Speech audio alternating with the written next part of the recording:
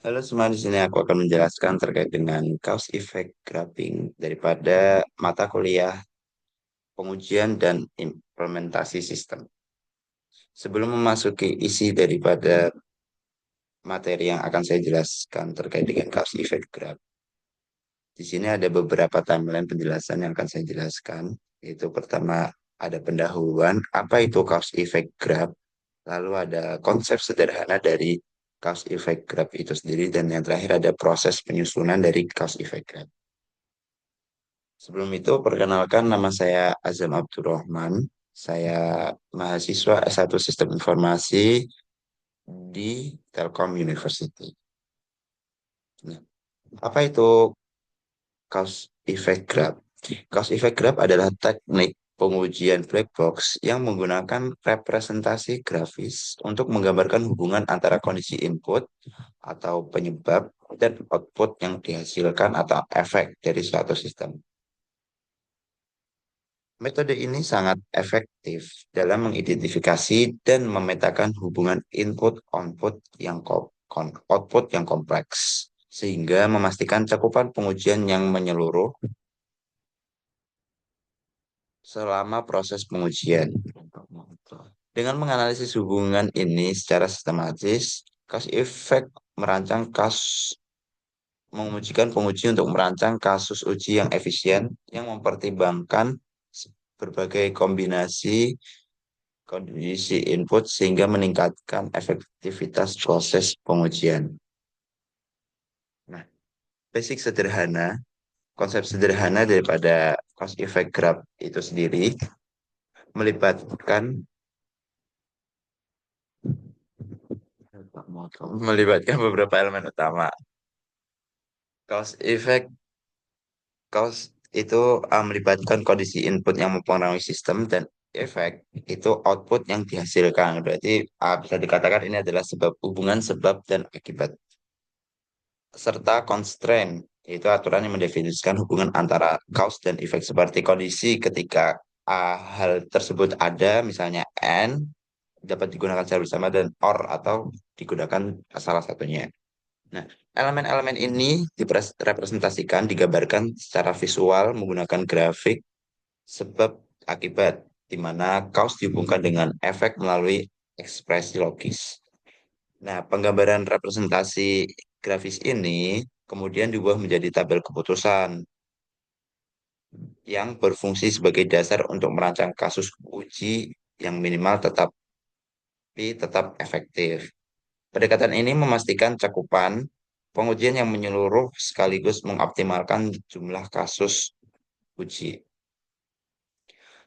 Lalu yang terakhir daripada penjelasan saya adalah mengenai proses pembuatan atau proses drafting. Nah, pada proses penyusunan, cause effect graph itu melibatkan beberapa langkah sistematis seperti pada gambar di sini. Jadi yang pertama ada mengidentifikasi cause dan efeknya itu apa, lalu menetapkan hubungan yang logis antara cause dan efek menggunakan operator.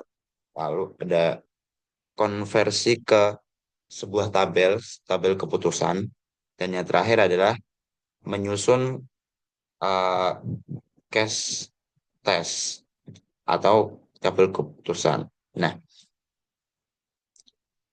pendekatan yang terstruktur ini meningkatkan efisiensi dan efektivitas proses pengujian dengan memastikan bahwa semua kombinasi input yang relevan telah dipertimbangkan.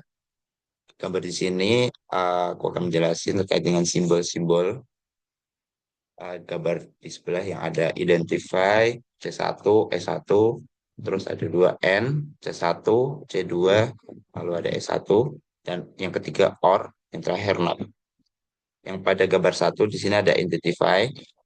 Identify itu simbol ini menunjukkan hubungan langsung antara sebab dan akibat, cause dan efek. C1 cause, E1 efek. Jadi secara ini identifikasi itu dapat ditentukan secara langsung sebab akibatnya. Terus yang kedua ada N. N di sini ada cause, ada dua sebab yang dikerucutkan menjadi satu akibat, menjadi satu efek. harus terjadi secara bersamaan. Jadi misalnya ada dua sebab yang terlibat, itu harus dilibatkan dalam satu waktu agar menjadi efek yang sama. Jika S1, C1 atau C2 tidak jadi, maka S1 tidak jadi. Nah, kalau ada OR yang ketiga, OR itu di sini ada C1, C2, C3. Nah, misalnya C1 itu tidak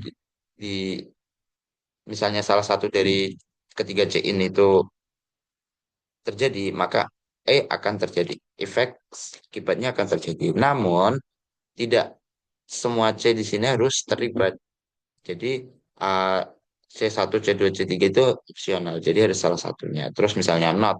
Yang keempat ada not. Nah, not itu misalnya ada sebab di sini satu, C1 itu misalnya terjadi maka tidak akan terjadi akibatnya ini. Nah, simbolnya adalah garis berlaku menandakan negasi atau penyangkalan.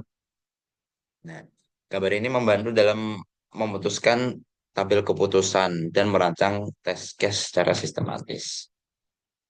Mungkin cukup sekian dari penjelasan materi singkat saya terkait dengan cause effect graph.